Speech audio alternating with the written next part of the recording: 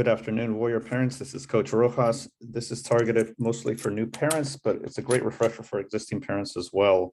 So this is the Whittier Warriors parent meeting and really a preview of the full parent meeting that we will have about a week and a half into the program.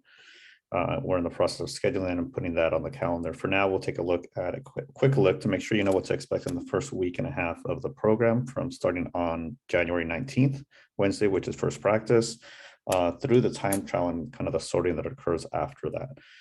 So this is all useful information in terms of making sure your kids have the right gear and so on.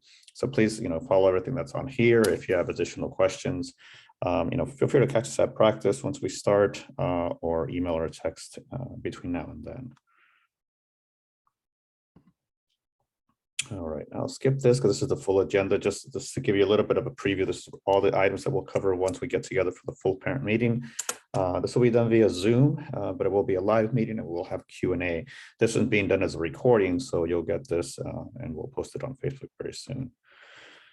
All right, first and foremost, USATF membership. So separate from registering your child into the program itself, we need to make sure and have good registration for, I'm sorry about that, changing something here real quick, for the USATF program. And what that allows us to do is to provide insurance for the program and all the kids that participate in it, as well as for the kids to participate in the USATF races, which accounts for, I'm going to say 80% of the season. So depending on the seasons, COVID has kind of thrown a curve in the last couple of years, but this season we expect that to be a little bit more on the normal side. We should attend a lot of the USATF meets. We will do other items as well. We'll get into that in a little bit as well.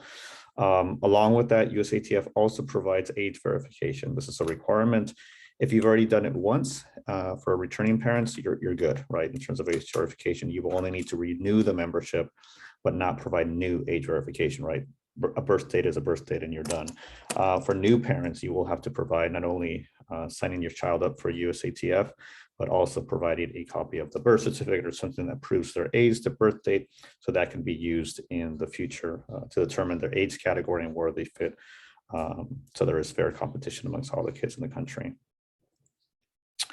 All right, and postseason as well. This has a lot to do with in the postseason. Once we get into that type of competition, if your child qualifies for that, there not only does it is something that should be done, it has to be done. They will not be allowed to compete at all if age verification hasn't been done. One thing I was saying was that USATF membership is good for the whole year. So it's not just for the track season. Assuming your child stays in the program and they come back for cross country, that same USATF membership will take effect and be useful there as well. So it is for the whole year. Again, completely separate than our membership here. That's done through the USATF. We have no control over that. But something that has to be done to participate in our program as well. It's, I think, $20 a year, maybe 25 now. But it's something you can take care of pretty easily, and just watch some of the emails for information on how to do that. That being said, oh, you know what? And actually, before we move on to this here, which is important, note that right now we're in the middle of renewing the team's membership. So right now, if you go and do that, I will actually hold off on that. Give us a few more days. We're trying to get that done. There is one piece missing, and right now we're having a hard time getting word back from USATF. Once that's done, our team then will appear, because you not only have to get the membership for USATF, but assign it to our team. If not, we don't see it. There's no way for us to verify that you've done it, and we will be checking in the next few weeks. So hold off on that a little bit. We'll get back to you. Right now, there's absolutely no need. Give us a few more days and watch Facebook and send the email for more updates on that. Or go ahead and do it, and then just know you're gonna have to go back and change that association in the near future. All right, let's talk shoes, uniforms, and gears. This is basically what to bring to practice, what the kids need. So make sure you can provide that. Running shoes, these are trainers. These are not the spikes or flats or items that they will race with. These would be very supportive, very comfortable shoes. You can go to like a Snail's Pace running store or any other running store, or even a Big Five to start off with, but just make sure they are truly running shoes, not sneakers, not Vans, not some CrossFit trainer type of shoe. It needs to be purposely for running. So make sure you ask the stores for that. If you already know what that is, great. If you don't, check with the stores, make sure they're appropriate for that. We've seen kids come with other stuff, and it's very likely that we're going to end up getting injured with wearing the wrong shoes. Separate from that is racing flats and spikes. If you're new to the program, your kids are new to running, don't worry about those right now. We will speak a lot more about this in the future, but that is a separate shoe, usually a little lighter. In the case of track, they actually have metal spikes at the bottom, but there's very different kinds. So don't just go out and grab one that has metal spikes. There's some for sprinters, some for throwers, some for jumpers, and then for distance runners, you want a distance running, spike, which is significantly different than some of those other ones that I mentioned. But I would hold off on that for now, but just letting you know that that comes later. Younger kids, we hold off for a while. Older kids, after they get into a season, depending on how they're doing, we may recommend that. Other times we'll go the first season without them. Uniforms, ignore the order today, but just know that we're going to go back and do uniform orders after the first day of practice. So there'll be sizing for the uniforms, for gear, you'll know exactly what to order. Make sure you come by at the first practice to a table in order to size your child, either before practice, after practice, but don't leave without that, because it'll make it much easier for you to order the correct size or end up ordering the wrong size. We cannot give you refunds if you order the wrong size. We will try to swap up with others, but at the end of the day, whatever you order is what you'll get. So please make sure you order the right size on that and take the time to do the sizing and measurements. What else? Spirit gear. So, and we'll talk a little bit more at the end about this, but there is sweatshirts and t-shirts and stuff like that. You as the parents can order. You can order for your kids. There's also warm-up gear that the kids will like to have. All that again will be available in that order, and we'll talk more about how that's done. In addition to that, things like foam rollers or the stick or golf balls, all these things we'll explain to the kids as we go through the program. These are good things to kind of keep their bodies healthy and make sure that they don't get injured. We won't talk a lot here. We'll talk more about it when we get to the full parent meeting, but just know that's in the future. Lights, because it's dark right now, we will be at La Mirada Park. It is dark. The moment we start practice, it's already dark, right? So lights that they can wear on them. Some kids prefer the ones that go on their head. Some of the ones that are more body, like that you wrap them around the body. They're specifically for running. Look on those, they range from like $5 to $20. Not super expensive, but it's nice for them to have. So, please get lights, as of, before the first practice, if at all possible. We will give them wristbands. All of them will have, wristbands with colored lights. So we know what kid is in what group. So they'll have those to run in, but they really don't provide visibility. It's more visibility for us to see them, not for them to see the ground, right? So lights are going to be a good idea as well. It's going to be cold, so gloves, masks, beanies, things like that. Masks we'll get into in a little bit in terms of the COVID situation, but gloves and beanies for now. They may want to wear that, especially if they're new to being outdoors during the cold while they get comfortable. I will say they'll overheat as they start running, so they can come by you, drop it off as they come, whenever, especially if they're new, right? They'll be running a few laps, come back, and then a few more and so on. All right. Practice groups. We'll go into more detail on this in the full parent meeting, but just know that we're not going to throw all the new kids into the same workouts as kids that have been with us for 4 years, right? It doesn't make any sense. Or we're not going to throw a 13-year-old that's been with us for 4 years with a 6-year-old who just started running. We're going to sort them by different factors, and it has to do with their ability to perform, right? In other words, how fast they are. It has to do with how many years they've been running, what we call their running age, and how many years old they are, period. All that comes in, and maturity levels and other things that we can factor in there, the level of competitiveness and so on. So all this factors in, but know that we'll try to sort them. And that's why that first week is critical, right? Show up to the first week, show up to the first time trial. That'll help us sort them into the right groups, right? The more they come, the more they participate, the more data we have, we'll be able to sort them a little bit better. So for now, real quick, dog group is meant to introduce kids. All new kids will be part of dog. So when you arrive the first day, when you hear us yelling, hey, dog coach is over here, all new kids should be going to dog, regardless, even if your kid has recently won a 5K, right? Get them into dog. They're in that first week. Be patient with us. We will sort them out to the right group where they belong, but that's where all the introductory work will be done with them. Monkey tends to be a step up from that. Well, I should back up. So dog, after we do the sorting, its primary focus is making running fun, period. It is not competitive. It is not to go out and beat other teams, break records, make regionals and nationals. It's simply to make it fun. From there, they'll progress into monkey. Now they're focused on earning PRs, meaning improving their own performance, beating the former self of themselves. Rabbit is going to prepare them to begin to train. So now we start talking about competing, about maybe beating their teammates, maybe now qualifying for certain races that you have to qualify for, things like that. It's beginning to kind of change that mindset where it's a much more competitive mindset, but it's early stages. We still have a lot of fun with those kids. Jaguar and Eagle really gets to what we call the racing team, right? So now we're training to win. We're trying to beat others, beat other teams, qualify for regionals, qualify for nationals. And of course, Eagle is the advancement of that, really now training. It's much more away from just practice or running. We are training now to improve and get faster and have the ability to not only make it to regionals and nationals, but compete at those levels as well. And the whole idea is to progress them little by little. And of course, the focus not only on what we do or what we focus on and changes, also how we interact with your child will change, right? At the beginning, it's like, hey, let's jump around, let's have fun. When we get to Eagle, yeah, we are going to discipline them a little bit more. If you're not paying attention, we're going to tell you you're not paying attention. We may even have them do some push-ups if they're not listening. So all kind of slowly gearing them up so that all makes sense to them. And they prepare for high school, right? At the end, they were preparing them to go into high school programs and perform well there. All right, racing team. As we mentioned, that's made up of Jaguar and Eagle.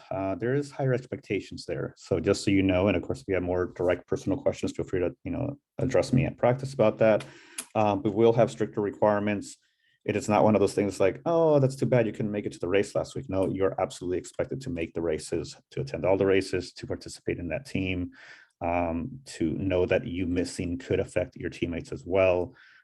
Scoring and so on. So we try to hold them to higher accountability in terms of making practices and making races.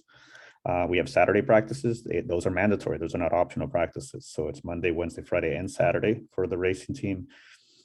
We expect them to be leaders, whether it be leaders through examples, whether it be actual leaders on the team, which we'll pick some this season. And they need to have the ability to travel to some of the bigger meets, right? We're all trying to qualify for regionals and nationals.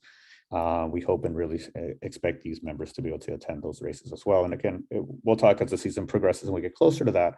But please, again, we want to make sure all the kids can attend, and any way we can help, we will make sure we can do that. But again, just know that if your kids end up in Jaguar and Eagle either now or 2 years from now, that there is kind of stricter requirements for those members, but they do get a lot more out of the program as well. Very exciting experiences. We just came back from nationals not too long ago. First off, this schedule is not a current schedule. This is an old schedule, just as a form of an example to give you an idea of how to read it. We will get the schedule done before the first practice. You will be able to take a look at it.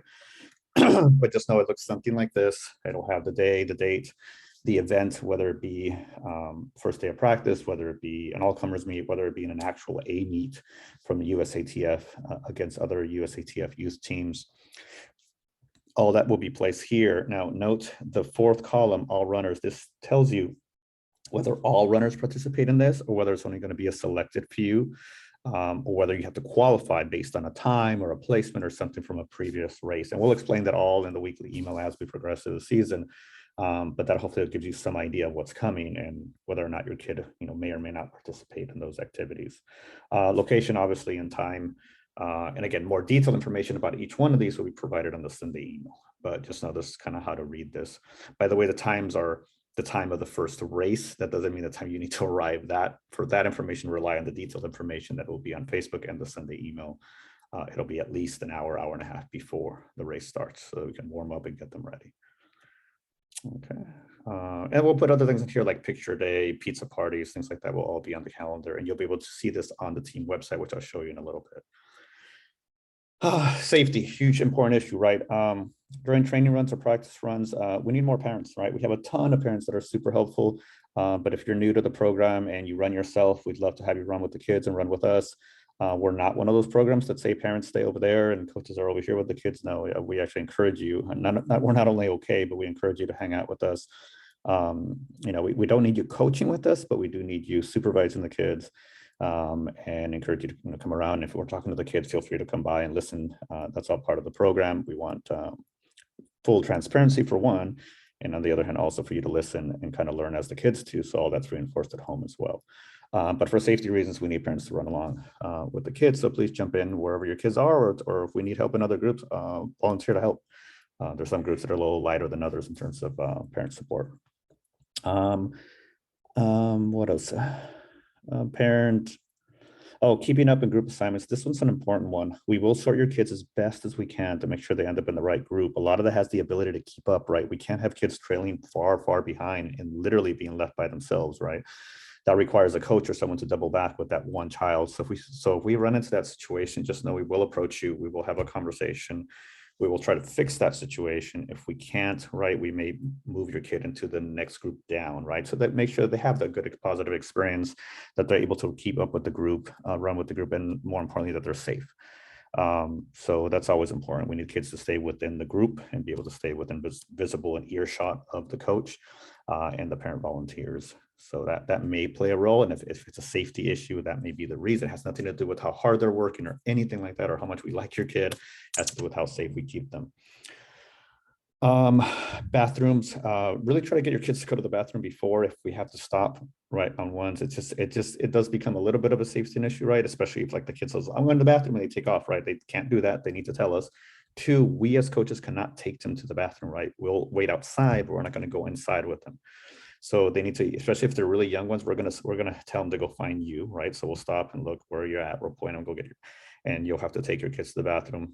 Older kids, a lot of times will wait outside, but of course that disrupts the run if we're having to stop the entire group to go do that. So before practice, if at all possible, during, we'll need your help with that. And again, know that we cannot supervise your kid inside the bathroom. We will wait outside. So again, little ones, you may not feel comfortable with them going by themselves. You may have to go with them.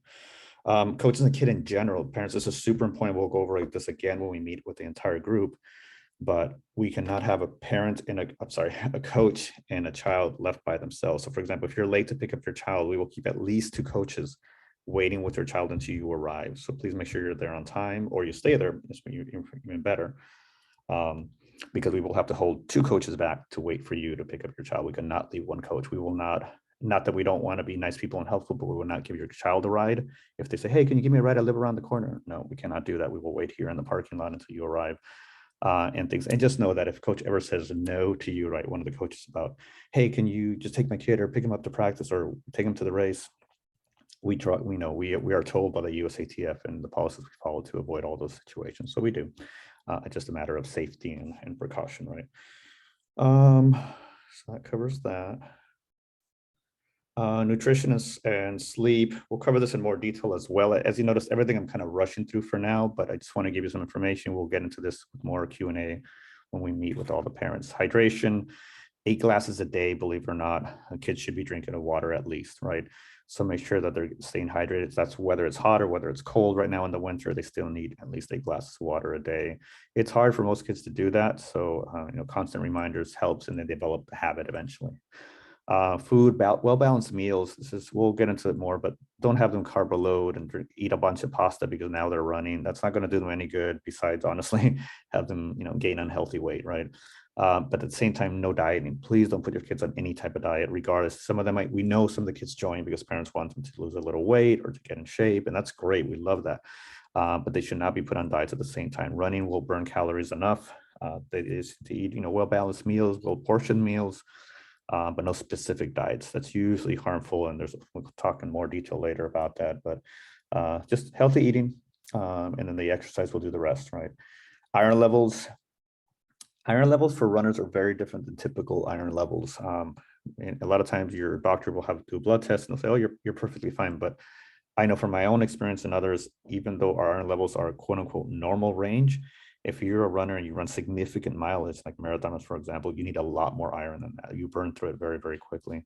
So if you ever see your kid becoming a little sluggish, more than normal, more than just a normal, hey, I'm tired because I ran, right? But it's ongoing. You may want to have the doctor check more specific iron levels and see if there's something they can do there. And again, we'll talk more about this later. Before and after races, workouts, super important. Water and good food. Obviously not right before a big workout or race. We're talking about the night before. But after we have races, stuff like that, you should make sure your kid gets them to eat pretty quickly, not go another 6 hours before they have a meal. Same thing with water, rehydrate, kind of get back to normal levels as quickly as possible, helps the body recover and feel better. And they'll do better in the next race or workout.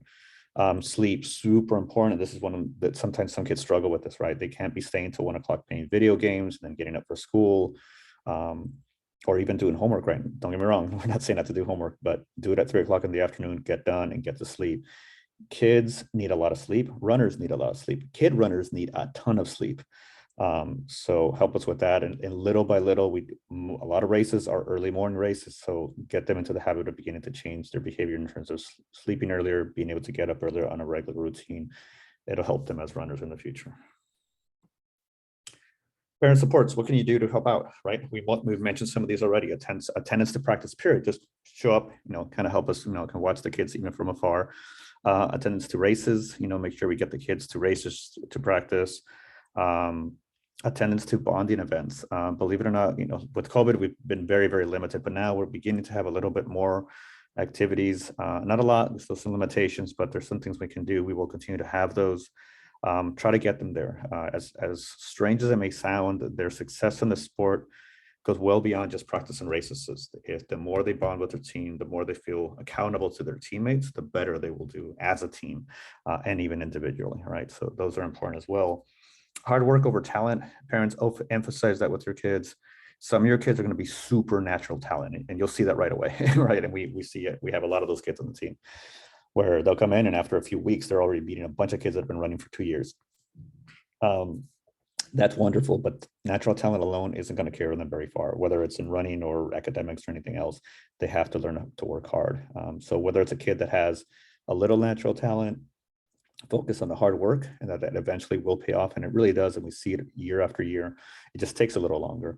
Or the kids that have a lot of natural talent, focus on the fact that if they work hard and not rely just on the natural talent, they're going to be superstars, but they cannot forego hard work.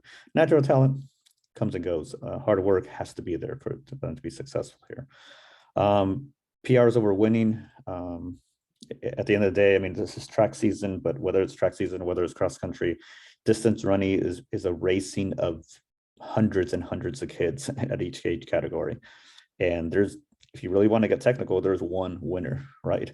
So if the kids are always focused on winning, and if they get a second place or a third place finish and they're upset because they didn't win, they're going to be upset a lot. There's some really fast kids in this area and in the country. Focus on them improving their times. That's going to continue to motivate them to continue to improve. And then yes, one day they will be winning. Long-term goals, make sure that they're focused on the long-term, right? They're not going to see results in a week after starting to run. It's going to take them a month, a year, a few years, but they have to focus on little by little getting to those longer-term goals. Parents, I know it's hard, and some of you are runners and some of you may be great runners, but please leave strategy in terms of races to coaches. We can't have contradicting strategies. Don't tell your kids what to do during the race. We will have those conversations. If you want to have a conversation with me about that, we can. Not at race day. I won't have that conversation then, but at other times we absolutely can. But we will, and we'll try different things for the kids. Just know we're not going to say, this is the way you run every day. We have a lot of kids. We're going to try different things with them early in the season. We'll try different things later on, and we'll absolutely narrow focus that when it comes to the postseason with the kids that make it there. Positive feedback always works the best, or 90% of the time, according to some research study I read many years ago. 10% of the time, there's people out there that really like that negative feedback and it drives them to do better. But most people respond to positive feedback. Kids are the same way.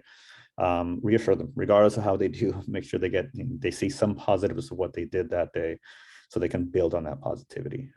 And don't worry, we will talk to kids, both good and bad. In fact, you'll see us still trying to come by after the first race, the first practice, first race. And after every race, we always discuss the races and what they did well and what they didn't well. We actually have them provide that feedback, and then we kind of interact with that feedback. All right, and again, sign up to help, whether it be for coaching, for volunteering, for fundraising, for all kinds of stuff that we do. We need a bunch more parents to help us out. Okay. Communication, Facebook group page. Parents, look up the Sunday email. There's information there on how to sign up. We really need you on that Facebook group page. I know some of you hate social media. I don't blame you for that, but make up a fake account, get on there. We provide information on there sometimes on a daily basis, in some weeks so we get into the season. Weekly emails, yes, make sure you're getting those. If you're not, let me know so we can fix that. You need to get weekly emails. Those provide very detailed information about what's coming the next week, but Facebook provides you very timely daily information, right, where something may change. Text messages are great for me and the coaches. Calls as well, but I probably respond quicker to text, honestly. Don't use Facebook Messenger or Instagram Messenger, or whatever they're called. It's too many things, social media things, that I'm just not going to pursue each one to communicate with. So I may see it and I may respond to you, but I can't promise it'll be very timely. Text messages, I'll get back to you very quickly. Even if I'm on a work call during work, I'll at least reply, hey, I'm busy right now, but I'll get back to you in an hour or something. So team talks after practice, right? Every Wednesday we will get all the parents together. When you hear me kind of screaming and getting everybody together, come by. We'll give you some announcements, some reminders, some changes that might have occurred. So we'll do that every Wednesday. Around 6:30, 6:35, 6:40, we try to get some of the groups that are done. Some are still going, but we'll get all the parents together while the kids are finishing up. One-on-ones, if you ever want to, have a more serious conversation, we've done this very successfully with some parents that are thinking, hey, I'm seeing this in my kid, how can we work with this? It could be as simple as like, they're not socializing enough with the other kids, how can we fix that? It could be all the way to they're having a certain pain in their leg and we don't know where that's coming from. It all depends, right? And again, one-on-ones is usually easier than just kind of bringing it up in front of everybody, and we can work through those issues. Unless it's a very general issue, then yeah, feel free to bring it up with everyone. Social media, help us get the word out, right, in terms of registration for now and other things later on. It's also helpful. We love seeing the stories that people put in social media about the team and their kids and how they're doing. Team gear, we already mentioned, but just detailed on this. So on first practice, again, make sure and come by the table, get size for uniforms and warm-up gear and so on. But make sure you have all the information you need in terms of sizing to then place your order. There will be a Google form. Look for it on the Sunday email and on Facebook. We'll give you the form. You'll click on the form. You'll fill it out with your information, your kids' information, exactly what you're ordering. We'll reply back with an email within about 24 hours. It'll give you a total. You'll pay that through Zelle, and your order is off and running. Okay. So watch for that after the first practice and on the Sunday emails and on Facebook. COVID-19 updates. So masks at this point are optional. We've gone through ups and downs when it comes to that. We had a point where we had to wear a mask all the time. We had a point where we had to shut down for a few months. At this point, we're fully operational. Masks are optional, but of course, if your kids will wear it, if you want to wear it, absolutely have them wear it. Yeah, of course, if anybody's sick, kids or parents, stay home. So if you're sick as well, it's not just the kids. If you're sick, we prefer you, stay in your car, for example. I know you need to bring your kid to practice, but stay in your car just in case, that type of stuff, just common sense type of items. And again, this may change, right? So we're going to try to stay up to date with local policies. Whatever the local policy says, we're going to try to, kind of go down that route. We always try to kind of find a middle ground. We are outside. We don't do indoor sports. So we'll use common sense as we go through this. And of course, if you have concerns with that, let me know. But keep in mind, we have right now 144 kids. We're probably going to end up with like 160. Multiply that by at least 2 more parents for each kid. All with varying opinions. We cannot take your opinion as the rule of the land, right? It's going to be some balance between and what works best for the program overall and the kids overall, politics aside, right? All right, training got wrong. Quick things, parents. I always like to point these things out, and we'll go over this in more detail later as well. Too much too soon. As talented as some of your kids may be, if we put too much mileage on them, too much strain, too much stress alone, it's not good for injuries and other reasons. Too fast, too soon, right? We run them too fast just because they happen to be fast. So we will tell some new kids that are fast, we might tell them to slow down. Hey, run with so-and-so, hang out a little bit here, right? Run with coach. Give them time to develop, from simple things, physical things like their tendons. Tendons take a longer time to react to new training stress than, let's say, your heart and lungs. So they tend to fall behind, and that's where you see runners that get injured usually. So we'll try to taper that a little bit. Not forever, just at the beginning, right? Short-term gain instead of long-term success. I see this a lot in the USATF. A lot of the youth programs put kids through a tremendous amount of speed workouts. It's like every day, let's do speed, let's do speed, let's speed. And do they get faster, quicker? Absolutely, they do, but it doesn't last. They tend to taper off. They tend to not see any improvement after a few years. By the time they're 11, 12, 13, 14, they are not improving a lot. And by the time they get to high school, they don't see any improvement. So keep in mind, we will try to keep them on the right place when it comes to that, and balance out their workouts. Oops, hold on. Got something in my way here that I need to move. All right, that's not working. Okay.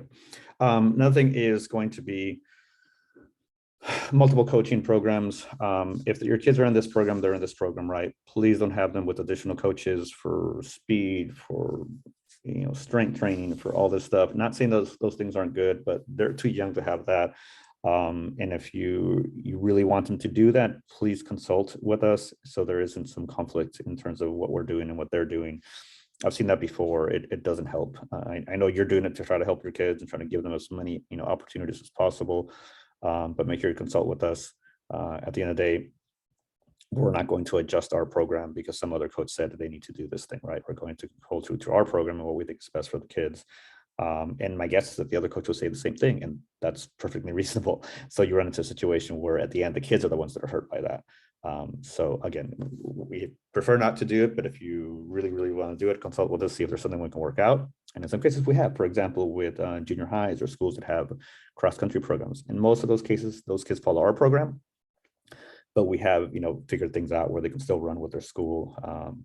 And we kind of fit it into the program. It fits pretty easily. We've had multiple conversations like that.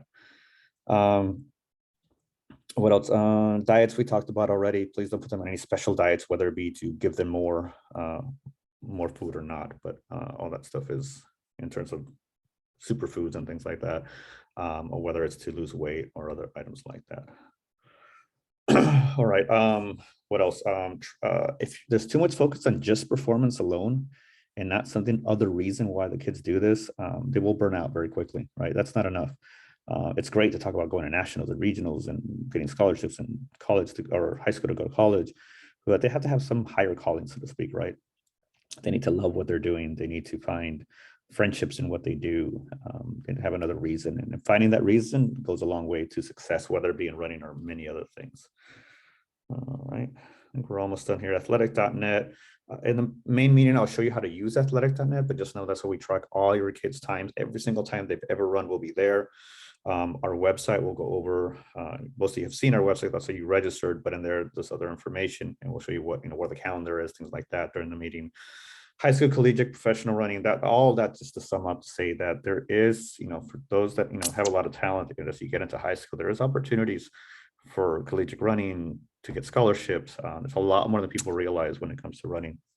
We'll get into that a little bit, but at the same time, taper that by knowing that very, very, very, very, very few people make a living off of professional running. It's not something that, and even those that do, they're not multimillionaires like football players and so on. And we say that to make sure the kids kind of have the right focus. They're doing this for many other reasons. It's not necessarily that they need to go to school, they need to get a college degree, they need to go to, and we're hoping that this helps them, enable them to have those opportunities, not as a replacement for those opportunities. And we will kind of convey that. All right, sounds good, parents. So that was it. Probably longer than it should have been, but hopefully you got enough information for first practice. Again, Wednesday the 19th, 5:30 p.m., La Mirada Park. Show up with, loose fitting, shorts and a t-shirt, running shoes of some sort. All new kids should go to dog group. We will get them through that first week and a half. They'll do a time trial. We'll sort them into groups. They'll go into the appropriate groups. And of course, we'll be there that day and talking to the kids and getting them into the basics and everything normal. We'll answer questions that you have afterwards as well, one-on-ones or as a group. All right, thank you, parents. I will stop this recording and I will see you soon.